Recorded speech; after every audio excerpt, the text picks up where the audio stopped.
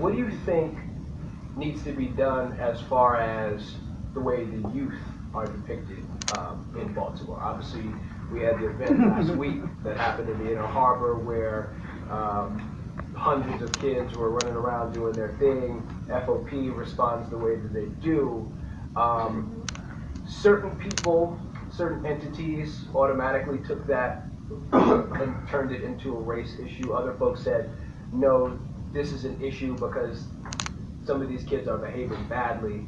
Do you think that it's more of a responsibility for journalists to play the middle ground, obviously, and talk about, you know, the facts as they are, or is it a bigger community, holistic kind of thing that we need to actually look for different ways to actually look at the core of an issue, talking about, you know, youth and everything else like that? I feel like we need to always go back to that core. And one thing that I learned, again, from reading Stan from the beginning, is that a lot of time we use racist language when we're speaking about the youth and about us, right?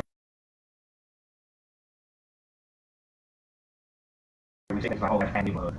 So bad neighborhood is comprised of bad people, right? You're not saying that this is an undeserved community, or this is a community and, you know, majority of these people live in a food desert, and that schools ain't shit, and the hospitals treat them like shit, and the police treat them like shit. We don't use that kind of like, we would say, oh, they're bad people, right? And I'm online and people kept saying, yo, we gotta hold these children accountable. These children gotta take responsibility. I'm like, children responsibility, children accountable? That's an oxymoron. You get what I'm saying? So you always gotta go back to the root of the issue, right? And I don't have a one-size-fit-all solution to every problem, but you can't just blame these kids, right? Like, why are they the way that they are? And I always go back to, I remember when I was first going to college, right? My uncle sat me down and he was like, yo, go to college, don't get turned out, right? You go in there, go there to graduate. Not everybody go for the same reason. Go there, don't get into drugs, don't get into drinking, don't give into this peer pressure. I've seen people lives get turned out by them being in college, right? This is a higher education institution, right? And they're telling me at the time, 18-year-old boy, right, not to get turned out by these people because, you know, these people aren't strong enough when they go into this environment, right? So why do we think that 5-year-old, 6-year-old, 7-year-old kids can grow up in an environment and not be turned out as well, right? So you always got to go back to the environment.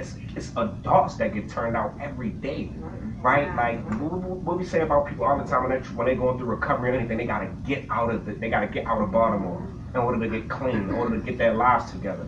Right, so if they're born into this environment and they're molded by it, right, we gotta hold the environment accountable and who created this environment, right? So we always gotta go back. So the easy way out is to blame the kids, right? And like I was watching When They See Us by ABJ, right, and they say, you know, boys will be boys, right? But when they talking about those boys, they're not talking about black boys, right? They're talking about white boys. Right? So we never get a chance to be boys. At 10 years old, we got to hold ourselves accountable for our actions. You get what I'm saying? And that's messed up. But here's the crazy thing. What happened in the harbor last week, right? That was kind of wild. I went to high school. I went to Baltimore City Public School until it was time for me to go to high school. When I went to high school, I went out to Howard County. I seen wilder stuff go down in Towson Mall area in some of these white neighborhoods from a whole bunch of white teenagers running around acting crazy that never even made news coverage. When I was in Penn State and we used to win or lose against the wrong team, they go downtown and start flipping cars over, setting cars on fire. I ain't never seen an article about these well-to-do majority white kids are out of control. We need to do something. We need to bring the National Guard in here. We don't get the luxury of just being kids. We don't get a luxury of being traumatized by the circumstances that we grow up in. We don't get the luxury of having mental health issues. We don't get the luxury of never really having access to good food or decent water or an education system that we're deserving of. But then when we go out into the world, and because y'all let our rec centers close up, and when I say y'all, I mean us. We let our rec centers close up. We let our politicians get away with defunding our children. We allowed our community programs to disappear and evaporate. What are our kids supposed to do? Don't ever tell me our kids are lost. I'm going to turn right back to you and say, who raised them? If we not prepared to swallow that pill, I don't even want to have the discussion. So unless we're talking about opportunity, jobs, resources, then we're not really talking about helping them. And if we're not talking about helping them, I don't need to be in the room. In all fairness, I have seen all white riots after sporting events. They've been on the air. We put them on the air. Those folks up in Wisconsin and Ohio State. Yeah, burning cars and tipping stuff, whatever. And I don't even do that. Think of how those things described are depicted. They never call it a riot. They call it celebration. They never call it a riot. In Kentucky, Ohio State, celebrating the championship. No, When that's done there, you know what they call it. I gotta disagree with you respectfully, and I have to back up Stan because I've been in the media and I have covered riots, white riots. And when I was in Connecticut, at UConn, they called in the state police to shut down riots. When UConn, you guys know UConn is always a big basketball tour de force, and when UConn won, they started rioting and turning over cars, setting them on fire, and police in riot gear came onto the UConn campus in stores and shut it down. So, I mean, I'm not saying it's equal, but there are examples where the media, we in the media, have covered white rioting. So let's just throw keep this it out here in a real. Let's And if we're keeping it real and accurate, what do you think the comparison is to how the stories are covered when they happen in these places, and how when something like what happened last weekend happens downtown? Or let me ask you this: if it didn't happen downtown, if it didn't happen in downtown, or Canton, or Mount Vernon, or whatever, would we even have cared? No. A couple of weeks ago, they had the same situation with White Marsh, East Point, same, lots of kids, fighting and whatever that, it was covered. It was covered.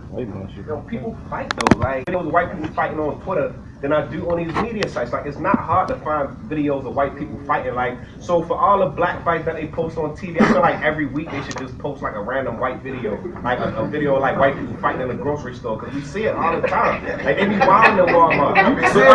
Like, just make it fair. Just make it fair. Just make it fair. And I don't want this to become oppression Olympics either. I don't want it to Just become make it something fair. where we're always Y'all just gonna post talking fight about. videos. Make it fair. That's all I'm saying. I Like we think what want. we're trying to point out, there is no absolute of either or. Right. There's such gray areas, and we've covered bizarre stuff like that. White folks swinging each other in Walmarts and stuff. And the bottom line is, if you have the video, it goes on the air basically, for the most part. If the video is available, it's weird and whatever. Sometimes we put that stuff on. I want to see more white people fighting on the That's just a nightly segment. White fights. White fights, man. I think, look, y'all want some ratings? Real quick. I think one of the things that we need to do more of, they need to cover all other communities in Baltimore other than the worst area in Baltimore where there's crime going on. Because I know that a lot of times when you look at the news, that's where you see some killings and things of that nature, drug use and these type of things in certain communities in Baltimore. But you got a large area of Baltimore where you got great things going on, blacks doing positive things. And I think if we focus on that, I think you'll get a lot more people feeling good about their community, because people that look at the news and hear about Baltimore, the first thing they think about is the riots.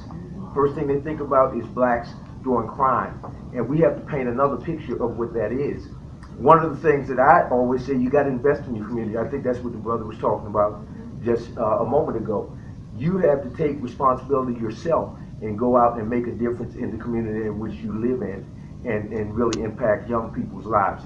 I was a youth pastor for a number of years growing up, and I had a lot of black young men that I invested in their lives. And I think that that's what the black men have to do. They have to invest in the young people's lives to make a difference. And I think that will have a positive impact. Let me throw that out there as You far have as so coverage. many. You had, just to touch on your point. Even though you have those negative things going on in these low-income communities, some of the best work being done in this city is being done in these same low-income communities. I live in Station North. I teach in Sandtown. I see great work being done every single day, all day. Kondwani, how many kids do you teach? Adam, how many kids do you teach and do workshops with? Like you don't gotta look outside of these same areas. Like, exactly. I think that's the bigger point. The bigger point is that has to get the same amount of attention as we give to the drug abuse and the alcoholism and all the rest of Let me the pose this stuff. question, for example. Sometimes the media gets, again, lumped all together. First of all, is it a given that everybody can accept that people usually remember negative news before they remember positive news? Would you agree with that? It usually gets more of your attention? Council President, thank you, Brandon. But let me just finish my comment, and then I'm going to have you speak, okay? People typically remember negative stories, negative news much longer, more clear. They focus on it than they do positive stories. One day we've done stories on you. Aaron, we've done stories on you. Positive stories. Do you guys remember the stories we did on them? Well, you're a select crowd then, because most people probably wouldn't. They'd only remember the rioting down the Inner Harbor, things like that. But we do go out of our way to find, back me on this, man, to find positive stories in the African American community. It's not hard to do. On any given newscast we do, I'd say it's not the number of stories we do that are negative, I agree, but we go out of our way, especially by having us represented in the newsroom. We have somebody speaking up. No, we're not just covering all negative news. We're going to go out here and find positive news, positive stories about positive African Americans, other minorities, not just African Americans, doing positive things in the community. We go out of our way to search for those stories. Goes back to what I was saying. We don't have a crystal ball, though. You know, you got to call us, feed us information. You got a great person doing great things in the community. Chances are that story will get covered. Stan, can I just follow up on what you said? So we actually have a new segment called Project Community at WBAL, where we look for people doing positive things in the community. So you could be stakeholders with us. If you know somebody in your community, contact us. We're here. We want to present those stories. We want to balance, right? All right. So let's tell more positive stories so we can balance those stories that we saw in Here's the reality. A lot of that stuff doesn't get the clicks on social media. So what happens is the good stories get a little bit of traction, and the bad stories are moving. And we first pull out our phones and try to get the clickbait and try to get people coming to our website and share it from us.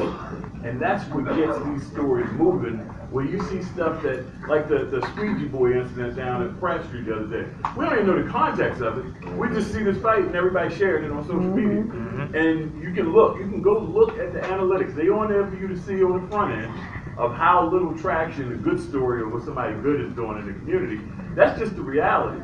I remember being at a seminar for news, and one of the news, I think it was a newspaper website, and they came out and said, so what y'all think about our gossip section? And everybody was Well, the reason I'm asking all that, because that's where we get the most clicks from, but nobody would have been watching it or looking at it. So we are constantly feeding that stuff because we are quicker to share that bad news than we are the good news story. And we see entrepreneurs here in Baltimore all the time. I see it on social media every day. It's free to click, it's free to share, but y'all don't share our black businesses. So we have to look at ourselves as well and say, you know, man, we got to do better. Aaron, nice shirt you got on, bro.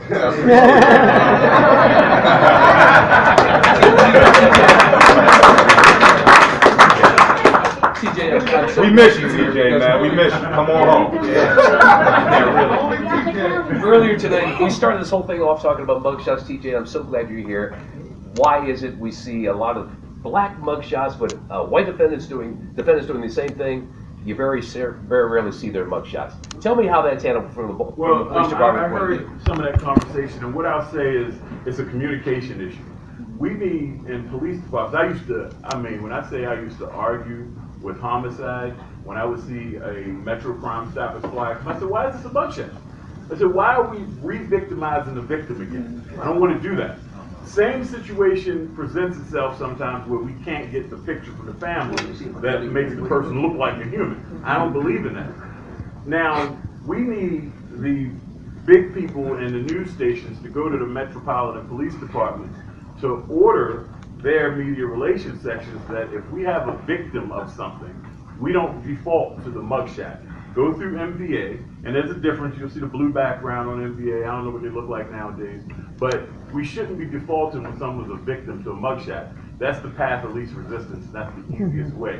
So it has to be some communication, and I know I was able to do it if I was able to catch it say, why are we putting a mugshot, especially on a victim, especially on a murder victim? It's like we are saying to the public, here's this person that's been locked up before this got killed. It comes across differently.